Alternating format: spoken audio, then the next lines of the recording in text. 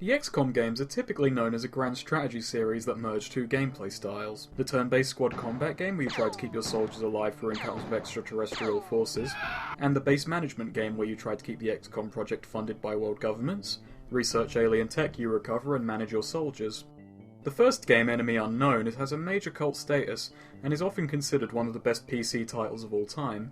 The two immediate sequels retain this core gameplay while changing up the circumstances. After the third game, XCOM Apocalypse, which is a great title considering what happens next, the gameplay takes a U-turn and it seems everyone suddenly became really interested in seeing how many gameplay styles XCOM could go into. The space game got released.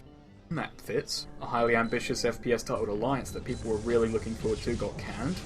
Oh dear. And some resources from that went into the much less ambitious third-person crowd shooter Enforcer. Yes, an XCOM crowd shooter. It just fits so well. At this point, the original producers and sometimes developers Microprose had long left the picture, and Hasbro now had the reins, so they were just seeing where they could take the series essentially. This spin-off takes place during the first Alien War, as depicted in the first game in the series, so Earth isn't a wasteland yet, which is good because look how many aliens have turned up to have a look at our lovely little planet. The story follows an XCOM robot named Enforcer, or in my case Steve. The project to create Steve had lost funding and only one scientist, a man by the name of Abel Standard, remained. I honestly believe this wasn't due to dedication and more the fact the other scientists didn't want this fucker to come with them. I mean, listen to him. Can you hear me? Oh, yes, you can. Good! Yep, you'll be hearing his voice on repeat for 4 hours. Plus, Abel Standard is the least inspiring name I can imagine. Anyway, there are some aliens in the very next room, so we better go have a short tutorial. Namely, killing them and destroying a teleporter. Then we're teleported to a desert and we do it again. Then a different environment. About 40 times. Sometimes these levels are seemingly connected and sometimes the environment switches with no explanation as to why. It's pretty inconsistent. Plus, despite the fact that I get teleported everywhere between levels, one mission has me taking a boat trip. I spend about 10 minutes on this bloody boat because of plot inconsistencies. It's not even a very good boat. There's also one level where you're destroying teleporters at an airport. Next mission is on a plane. That'd be all well and good, but it's a different fucking plane. A different plane my incredibly expensive death-dealing robot has just wandered into haphazardly. So there's really no plot going on for a majority of the game. It works in the other XCOM games because the management side gives you context for the alien invasion and provides a sense of scale. This is essentially a shooting range, and on that note, let's talk about gameplay. It's as generic a third-person shooter as they come. You run, you strafe, you accidentally double-tap a movement button and dive off the level to your death. You shoot legions of enemies with little care for accuracy, and if for some reason you do care about accuracy, you can press the right mouse button so you can aim up and down a little. You can't actually look up and down though because Steve's budget ran so low that they couldn't afford to give him a net. And due to him being a bit hunched, you're always looking at the floor. So finding goodies or enemies off ahead of you is a touch difficult.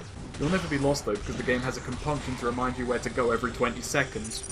I've located more transporters, Enforcer! No doubt inspiration for Max Payne 3's similar worries. I had to move quick. So it's XCOM, and with that we have some XCOM themed enemies, and by that I mean sectoids and snakemen.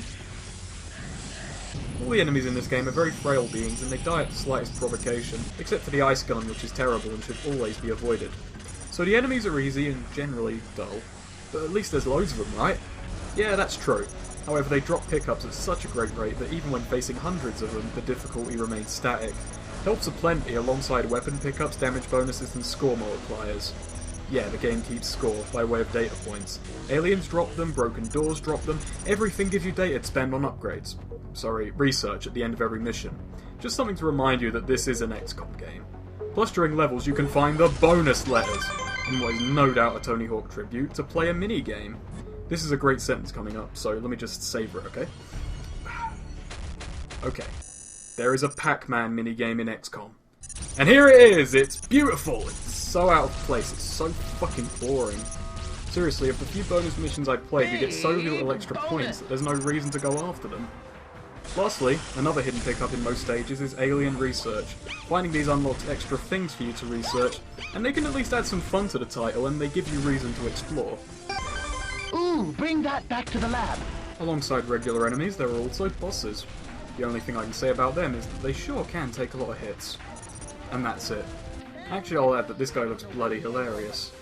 The standard moving and keep shooting philosophy will prevail in the end.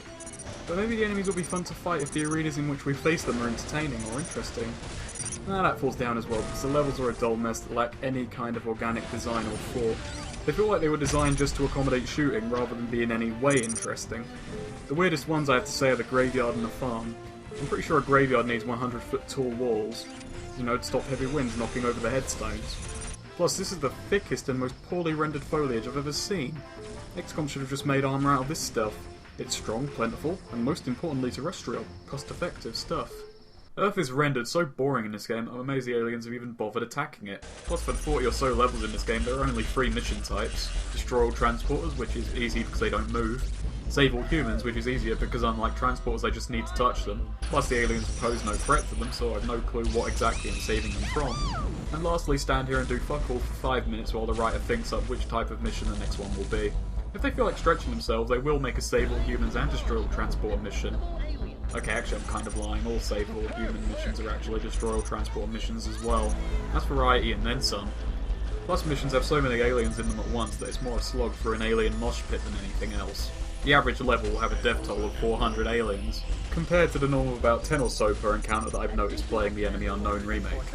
So aside from being a visually crap planet with very little to do, Earth is also a very noisy planet. Awesome!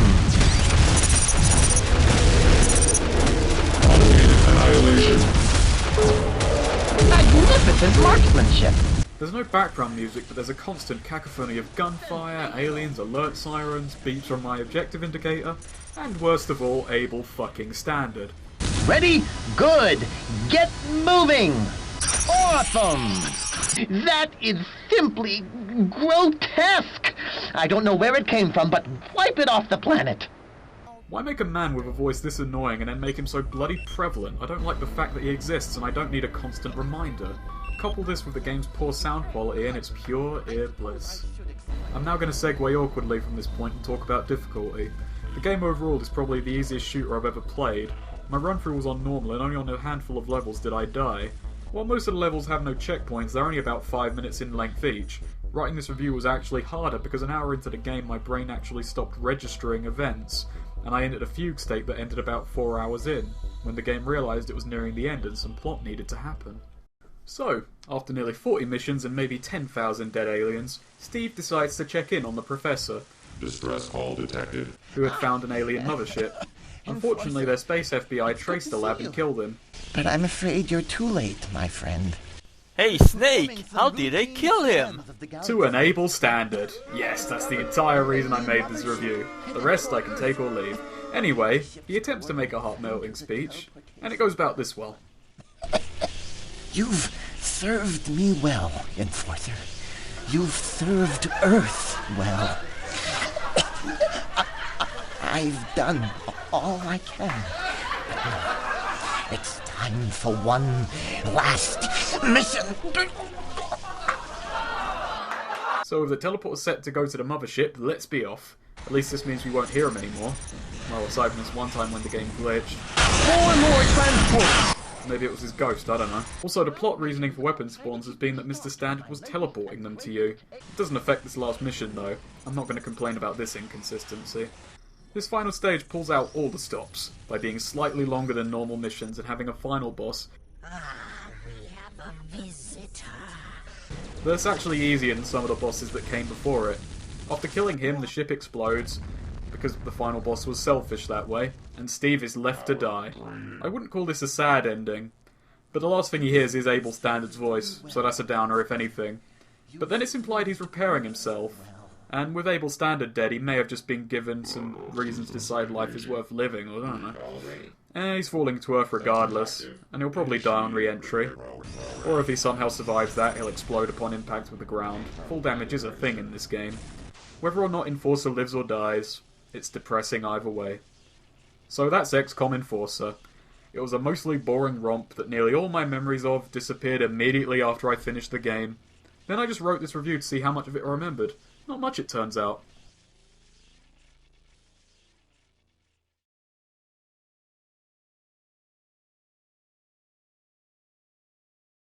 Mission accomplished!